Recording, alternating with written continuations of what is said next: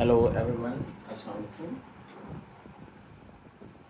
कैसे हैं सब लोग? जल्दी से बेटा मुझे नाम लिख के भेजिए कौन कौन से बच्चे प्रेजेंट्स हैं। आज चैप्टर नंबर 2 जो है वो कंप्लीट कर देंगे हम।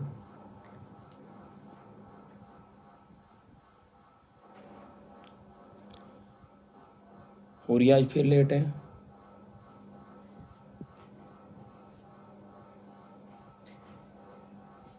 बेटा इसको मैसेज करो, ठीक है? उसकी लिंक सेंड कर दो जल्दी से क्लास का, फिर हम शुरू करने लगे। हमारे पास आज ना जो टॉपिक्स में डिस्कस करने हैं 2 से 3 टॉपिक्स हैं। उनमें से एक नोज होगा, दूसरा टंग है और तीसरा जो रिसेप्टर ऑर्गन है दैट इज़ द स्किन। हमारी बॉडी का सबसे बड़ा ऑर्गन भी है। तो इन तीनों के बारे में हमें आज डिस्कस करना है।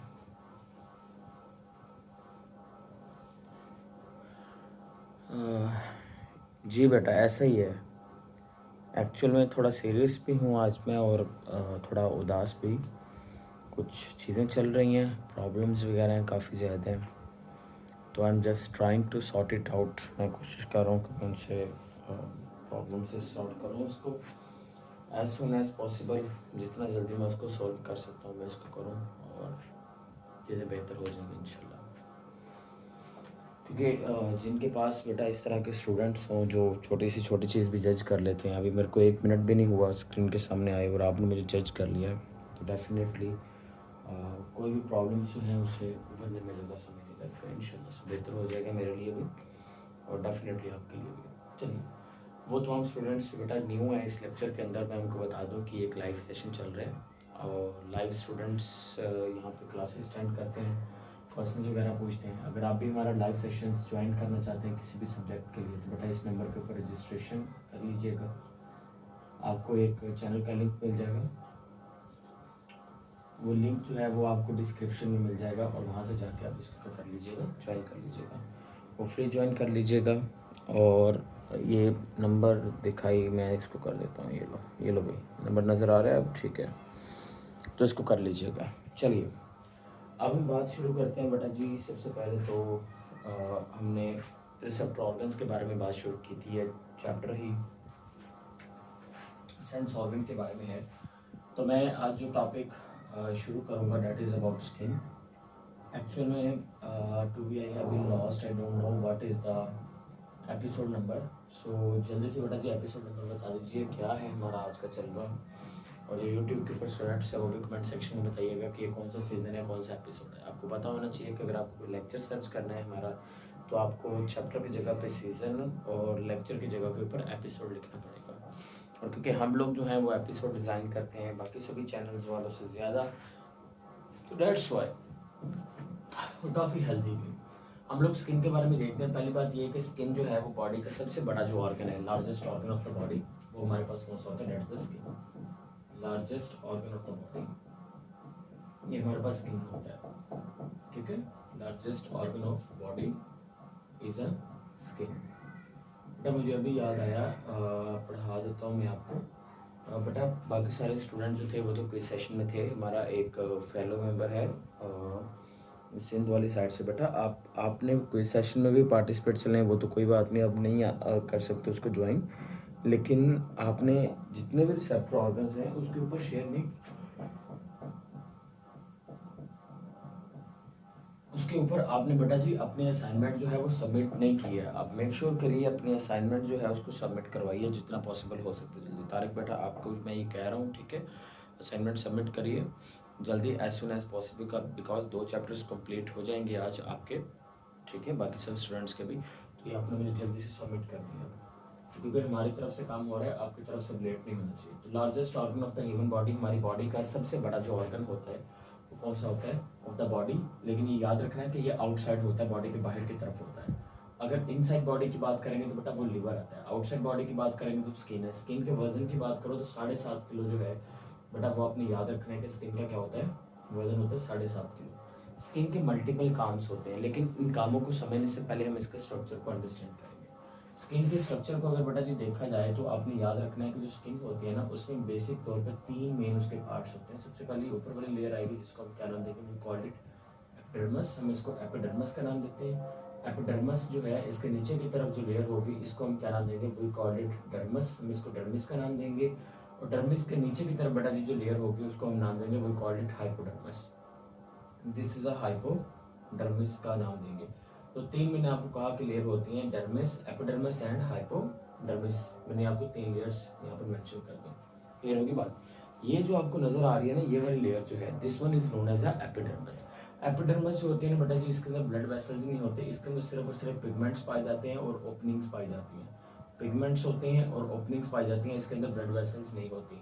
अगर कभी स्किन हल्की सी ब्लड वगैरह निकलना शुरू हो जाए कट लगने की वजह से, तो याद रखिएगा कि आपकी जो स्किन है ना वो एपिडर्मिस से नीचे डर्मिस तक डैमेज हो चुकी है। ठीक है, तो एपिडर्मिस से नीचे डर्मिस तक डैमेज हो चुकी है। इसी वजह से क्या हो रहा है, वहाँ पर ब्लीडिंग होना शुरू होती है। उसकी रीज़न ये होती है कि जो ब्लड वेसल्स वगैरह होती है ना बेटा जी, वो कहाँ पर पाई जाते हैं, वो आपने याद रखना है कि यहाँ पर पाई जाती हैं ब्लड वेसल्स वगैरह। और यहीं पर अगर डर्मिस की बात करें ना, तो डर्मिस के अंदर आपको देखने को मिलेंगे कुछ और स्ट्रक्चर भी। फॉर एग्जाम्पल आपको पता है ना पसीना आता है, तो वो पसीने के लिए जो ग्लैंड होते हैं ना, स्वेट ग्लैंड, जो स्वेट बनाते हैं, पसीना बनाते हैं, वो भी यहीं पर आपको देखने को मिलेंगे। इसके अलावा बेटा जी अगर देखा जाए तो कुछ और स्ट्रक्चर होती हैं, जैसे कि अगर मैं बात करता हूँ तो हमारे पास होते हैं पेसिनियन कार्पसल्स। पेसिनियन कार्पसल्स, इसी तरह से नोसिसेप्टर होते हैं, नोसिसेप्टर, नोसिसेप्टर।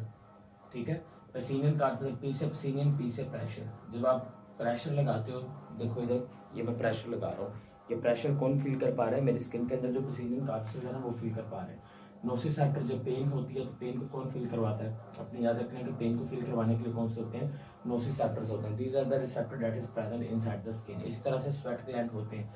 इसी तरह से बेटा जी ऑयली ग्लैंड होते हैं, स्वेट ग्लैंड होते हैं जो स्वेट बनाते हैं। ऑयली ग्लैंड होते हैं जो कि क्या प्रोड्यूस करते हैं, जो कि ऑयल प्रोड्यूस करते हैं, स्किन को ऑयली बना देते हैं। तो ये आपने याद रखना है कि एपिडर्मिस में पाए जाते हैं। एपिडर्मिस के ऊपर यहाँ पर क्या होते हैं, ये रिलीज किए जाते हैं। इस तरह से आपने इस चीज़ को मेमोराइज करना है, याद रखना है। यहाँ तक बात समझ आ गई। और हाइपोडर्मस क्या होती है, बिल्कुल नीचे वाली जो बेस पे लेयर होती है उसको आप हाइपोडर्मस का नाम देते हो। क्लियर हुई बात यहाँ तक। अभी तक सिर्फ हमने स्किन के स्ट्रक्चर को डिस्कस किया। यहाँ तक कोई क्वेश्चन है तो पूछें। सर पिंपल्स कैसे निकलते हैं बेटा, एक्चुअल में मैं आपको बताता हूँ। पता क्या होता है, वो लोग जिनकी स्किन ऑयली है उनके पिंपल्स बनने के चांसेस ज़्यादा होते हैं। उसकी रीज़न ये होती है कि देखो जिनकी स्किन ऑयली होगी ना, यहाँ पर ऑयल जो है वो बेटा स्किन के ऊपर आ जाएगा, उसकी स्किन के ऊपर। अब अगर डस्ट जो है, मट्टी वगैरह जो है वो स्किन के ऊपर पड़ती है, तो डेफिनेटली डस्ट के पड़ने की वजह से क्या होगा, डस्ट इसके ऊपर आकर जम जाएगी। अब क्या होगा, अब ये होगा कि डस्ट वाली स्किन ऑयली थी, उसके ऊपर मट्टी वगैरह पड़ गई, फेस वॉश नहीं किया मुकम्मल तौर पर। अब फेस वॉश नहीं किया तो क्या होगा, वहाँ पर बैक्टीरिया जो होंगे ना बेटा, वो बैक्टीरिया को एक प्लेस मिल जाएगी ग्रोथ करने के लिए। तो बैक्टीरिया जो होंगे बेटा वो ग्रो करना शुरू कर देंगे। जब बैक्टीरिया यहाँ पे ग्रो करना शुरू कर देंगे तो उसके नतीजे में जो स्किन होगी वहाँ पर वो दाने वगैरह जिसको पिंपल्स कहते हैं बेटा जी, वो डेवलप होना शुरू हो जाएंगे। तो वो आपको समझ में आ गया कि पिंपल्स क्यों डेवलप होते हैं। तो रीज़न ये होती है कि बेटा जी आपको ये करना होता है, ये वाला मैकेनिज्म जो मैंने आपको बताया। ठीक होगी बात।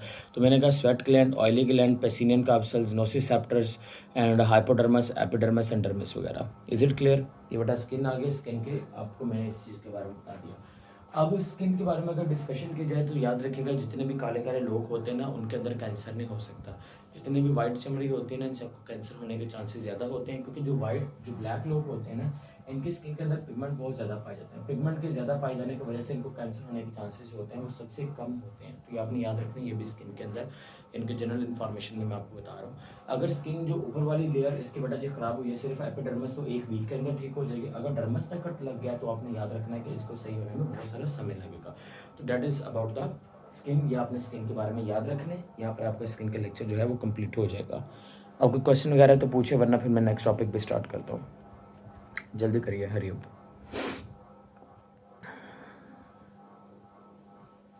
नहीं बेटा लेक्चर स्किप नहीं करेंगे, हम इसको कंटिन्यू करेंगे। I am fine, thank you so much बेटा। अच्छा जी, अब हम बात करने लगे बेटा जी टंग के बारे में, ज़ुबान के बारे में, जो कि हुई है तुम्हारी मम्मा कहती है कि तुम्हारी ज़ुबान एक गज़ लंबी है। ऐसे ही है, आगे ये हो रही है। मैंने तो एक्चुअली पूछा भी नहीं आई अभी भी। चलो खैर बोल दो इसे। अच्छा इधर देखिए, टंग के बारे में बात करने लगे। सबसे पहली बात ये कि अगर कभी आपने पैनाडोल की गोली खाई है तो आपने फील किया होगा पैनाडोल की गोली पीछे जाकर गले के अंदर जाकर कड़वी महसूस होती है। क्यों, रीज़न समझते हैं। पहली बात यह है कि जो हमारी टंग होती है ना, ज़ुबान, इस ज़ुबान के ऊपर पाए जाते हैं taste buds. Taste buds different तरह से डिस्ट्रीब्यूटेड होते हैं। जो कड़वे वाले टेस्ट बर्ड्स होते हैं ना, वो यहाँ पर पाए जाते हैं, यानी कि जो बिटर के लिए होता है ना, जो कड़वाहट के लिए होते हैं बिटर वाले, तो बिटर वाले जो टेस्ट बर्ड्स होते हैं बेटा जी, वो कहाँ पर पाए जाते हैं, बिटर टेस्ट के लिए वो पाए जाते हैं बैक साइड ऑफ टंग के ऊपर। वहीं पर अगर बात करते हैं स्वीट के लिए, यहाँ पर पाए जाते हैं बेटा जी, साल्टी वगैरह के लिए कहाँ पर पाए जाते हैं, साइडों वगैरह पर पाए जाते हैं। अगर आप टंग को गौर से देखें ना, जुबान को गौर से देखें, तो जो जुबान होती है ना, टंग होती है, इस टंग के ऊपर ना इस तरह से उभार पाए जाते हैं। ये जो उभार इस तरह से आपको देखने को मिलेंगे, अगर आप इसको माइक्रोस्कोप वगैरह से ये थोड़ा सा जूम करके देखते हैं, तो बेटा ऐसे उभार पाए जाते हैं हमारे टंग के ऊपर। ये जो टंग के ऊपर उभार पाए जाते हैं, इसको नाम देते हैं, वी कॉल इट पेप्लिया। हम इसको पेप्लिया का नाम देते हैं। क्या नाम देते हैं, वी कॉल इट पेप्लिया। ये पेप्लिया का हम इसको नाम देते हैं, ये पेप्लिया है जो स्किन के, जो जुबान के ऊपर पाए जाते हैं। ये पेप्लिया ना एनिमल्स के अंदर भी पाए जाते हैं, लेकिन याद रखना ये जो पेप्लिया होता है ना, जैसे शेर की जुबान होगी, उसकी जुबान जो होती है ना बेटा जी, वो बड़ी खुरदरी होती है, क्योंकि वहाँ पर जो पेप्लिया पाए जाते हैं वो बड़े हार्ड होते हैं। वो अगर ऐसे जुबान एक बार फेरेगा ना, वो चमड़ी तोड़ देगा आपके, ठीक होगी बात, वो बड़े हार्ड होते हैं। हमारे पेप्लिया हार्ड नहीं होते। ये जो पेप्लिया है ना, इस पेप्लिया के बीच में, यहाँ पर इस पेप्लिया के दरमियान में, ये पेप्लिया के दरमियान में यहाँ पर क्या पाए जाते हैं, यहाँ पर आपने याद रखना है कि टेस्ट बर्ड्स पाए जाते हैं। तो टेस्ट बर्ड्स कहाँ पर पाए जाते हैं, टेस्ट बर्ड्स पाए जाते हैं। इसको मैंने नाम दिया, I call it taste buds का नाम दिया। और इसको मैंने क्या नाम दिया, इसको मैंने नाम दिया पेप्लिया। इसको मैंने पेप्लिया का नाम दिया। तो मैंने कहा पेप्लिया के दरमियान में क्या पाया जाता है, टेस्ट बर्ड्स पाए जाते हैं, जो कि टेस्ट को फील करवाते हैं। ठीक होगी बात। अब ये जो जब हम खाना वगैरह खाते हैं ना, तो सबसे पहले क्या होता है कि जो केमिकल जो भी उसका होता है ना खाने के अंदर, खाने का केमिकल का मतलब कोई भी जो चीज़ हमने खाई है, कार्बोहाइड्रेट, प्रोटीन वगैरह जो भी है, उसका जो टेस्ट होता है बेटा, वो यहाँ पर मूव करेंगे, टेस्ट बर्ड्स उसको एक्सेप्ट करेंगे। टेस्ट बर्ड्स क्या करेंगे बेटा जी, ये मैसेज भेजेंगे किसको, ये मैसेज भेजेंगे ब्रेन को, और ब्रेन के अंदर हमें जो टेस्ट है बेटा, वो फील होना शुरू हो जाएगा कि इसका आपका टेस्ट है कौन सा। तो ये बात आपने याद रखनी है कि टंग के ऊपर क्या पाए जाते हैं, पेप्लिया। पेप्लिया के बीच में क्या होता है, टेस्ट बर्ड्स। टेस्ट बर्ड्स की बात करें तो टेस्ट बर्ड्स मैसेज किसको भेजेंगे, ब्रेन को, वहाँ पर सेंसेशन ऑफ टेस्ट आपको महसूस होना शुरू हो जाएगी। इज इट क्लियर बेटा यहाँ तक टंग के बारे में? तो टंग जो है वो इस तरह से काम करती है, और वो सामने जो मैंने स्ट्रक्चर बना के दिया ना पेप्लिया वगैरह, वो इसका स्ट्रक्चर है। आपकी बुक में सिर्फ इतनी सी डिस्कशन इसके बारे में मौजूद है। ठीक होगी बात। वैसे ज़ुबान के और भी बहुत सारे काम होते हैं। ठीक है, ज़ुबान का काम क्या होता है, जो खुराक वगैरह होती है, दांतों को साफ़ करने में ज़ुबान इस्तेमाल होती है, खुराक का टेस्ट बताने में इस्तेमाल होती है, खुराक का टेम्परेचर बताने में इस्तेमाल होती है। ये सारे काम किसके होते हैं, ये इसी के टंग के होते हैं, ज़ुबान के होते हैं। ठीक है, ये एक मस्कुलर ऑर्गन भी है बेटा, ये मस्कुलर ऑर्गन भी है। इसका मतलब ये हुआ कि ये मसल से मिलकर बना हुआ होता है, तो ये काफ़ी स्ट्रॉन्ग ऑर्गन होता है हमारी बॉडी का। तो इसलिए आपने याद रखना है, it is a muscular organ, it is a strong organ of the body, जिसको हम क्या कहते हैं, जिसको हम टंग का नाम देते हैं। डेफिनेटली जब हम स्पीक करते हैं, तो स्पीक करने में भी जो टंग होती है उसका बहुत इंपॉर्टेंट रोल होता है। तो ये सारी चीज़ें आपने यहाँ पे याद रखनी है। टंग के बाद जो आखिरी बेटा आएगा वो हमारे पास आएगा, that is a receptor organ name as a nose. अगर हम नोज की बात करते हैं, तो नोज के बारे में पहले तो मैं थोड़ी सी जनरल इन्फॉर्मेशन आपको बता दूं। नोज की बात करें तो यहाँ पर बेटा जी पाए जाते हैं वुमेन्स, यहाँ पर पाई जाती है वुमेन्स मेम्ब्रेन। तीन चीज़ें होती हैं, एक होती है वुमेन्स मेम्ब्रेन, एक होते हैं वुमेन्स ग्लैंड्स। बस दो चीज़ें आप याद रखो बेटा। वुमेन्स मेम्ब्रेन कहाँ पर पाई जाती है, जो आंख में, आपको कॉर्निया याद है, कॉर्निया मैंने पढ़ाया था। वो कॉर्निया का दूसरा नाम क्या होता है, उसका नाम होता है वुमेन्स मेम्ब्रेन। यही वो ऑर्गन होता है जो डायरेक्टली तौर पर जो ऑक्सीजन होते हैं ना बेटा, वो इन्वायरमेंट से ले रहा होता है, ये वुमेन्स मेम्ब्रेन। ठीक है, और वहीं पर अगर वुमेन्स ग्लैंड की बात करें ना बेटा, मैं क्वेश्चन आपका लेता हूँ, रुक जाओ अभी मैं ले रहा हूँ क्वेश्चन आपको सुनता हूँ। ठीक है, वहीं पर अगर हम बात करते हैं ना बेटा जी, इस चीज़ के बारे में क्या कहते हैं उसको, वुमेन्स ग्लैंड के बारे में। तो वुमेन्स ग्लैंड जो होते हैं बेटा, ये कहाँ पर पाए जाते हैं, ये नोज में पाए जाता है। वुमेन जो है वो एक साइंटिस्ट का नाम है जिसने इसके बारे में डिस्कवरी की थी, तो इसी की बेस के ऊपर हम कहते हैं वुमेन्स ग्लैंड। जो नोज की बेस होते हैं ना, ये ऊपर वाले जो टिप होती है बेटा, यहाँ पर पाए जाते हैं ये वाले ग्लैंड्स पाए जाते हैं, जो सेंस ऑफ ऑल्फैक्शन है, सेंस ऑफ ऑल्फैक्शन जो होती है, जो सूंघने की सलाहियत होती है ना बेटा, वो किसकी वजह से होती है बेटा जी, वो नोज की वजह से होती है। तो इस तरह से आपने याद रखना है कि वुमेन्स ग्लैंड का सेंस ऑफ ऑल्फैक्शन में रोल है। हमारी बुक में उन्होंने क्या कहा, उन्होंने ये कहा हुआ है कि ये देखें, ये आपकी नोज की बेस ऊपर वाली साइड आ गई। Let's suppose that if I will make a diagram right there in front of you guys, तो बेटा ये मेरे पास आ गया नोज, ये आ गया मेरे पास माउथ वाला रीजन। तो नोज की जो बेस वाली साइड है, ये नोज की बेस वाली साइड आ गई, ये वाले, ये बेस वाली साइड है। इसके ऊपर की तरफ बेटा अगर देखें ना, तो यहाँ पर ब्रेन जो होता है ना, ब्रेन का एक खास पार्ट पाया जाता है। ब्रेन का क्या पाया जाता है, खास पार्ट। ब्रेन का वो जो खास पार्ट यहाँ पर पाया जाता है, उसको हम नाम देते हैं ऑल्फैक्टरी बल्ब्स का, we call it olfactory bulbs. Olfactory bulbs यहाँ पर पाए जाते हैं। ऑल्फैक्टरी बल्ब्स आगे चल के ना ऐसे अटैच होता है नोज के साथ, और ये यहाँ पर आज यहाँ पे देखिए, ये बेटा जी मेरे पास ये मैंने आपको बना के दिखाया, ये ओल्फैक्टरी बल्ब है। ये किसका पार्ट है? ये ब्रेन का पार्ट होते हैं। ये इसी के पास मैसेज जाना होता है फाइनली तौर पर। तो ये मेरे पास आ गए ओल्फैक्टरी बल्ब्स। और इसकी जो नीचे वाली साइड होती है, यहाँ पे इस नीचे वाली साइड में यहाँ पर बेटा जी पाए जाते हैं रिसेप्टर। यहाँ पर क्या पाए जाते हैं? रिसेप्टर्स पाए जाते हैं। जब आप कोई भी चीज़ सूंघते हैं, जैसे कि परफ्यूम वगैरह को आपने सूंघा, तो नोज के अंदर जो रिसेप्टर है जिनका नाम बुमेन्स ग्लैंड है, वो यहाँ से मैसेज किसको भेजेंगे? ओल्फैक्टरी बल्ब्स को भेजेंगे। जब वो मैसेज ओल्फैक्टरी बल्ब्स को भेजेंगे तो ओल्फैक्टरी बल्ब्स जो है वो ब्रेन का पार्ट है, तो वहाँ पर आपको सेंस ऑफ स्मेल जो है वो फील होना शुरू हो जाएगा। क्लियर होगी बात? तो इस तरह से आपने याद रखना है कि आपका नोज, टंग और स्किन जो है बेटा, वो तमाम ऑर्गन जो है वो मिलके काम करते हैं। That is all about the today lecture बेटा। अब आपका चैप्टर नंबर 2 जो है वो कंप्लीट हो चुका है। अब सुनिए गौर से बेटा, आप इसकी एक्सरसाइज की तरफ जाएंगे। एक्सरसाइज अगर तो आपसे सॉल्व होगी तो अच्छी बात है, अगर नहीं हुई तो कंसल्ट कर सकते हो मुझसे। डेफिनेटली नंबर मैंने सामने लिख दिया आपके, कंसल्ट कर लेना लाजमी तौर पर। एंड बेटा इसका जो टेस्ट होगा वो आपने याद रखना है कि सैटरडे वाले दिन tomorrow will be no class. And इसका क्या होगा? टेस्ट होगा। टेस्ट डेफिनेटली तौर पर आपको अटैम्प्ट करना है और PDF के फॉर्म में शेयर कर देना है।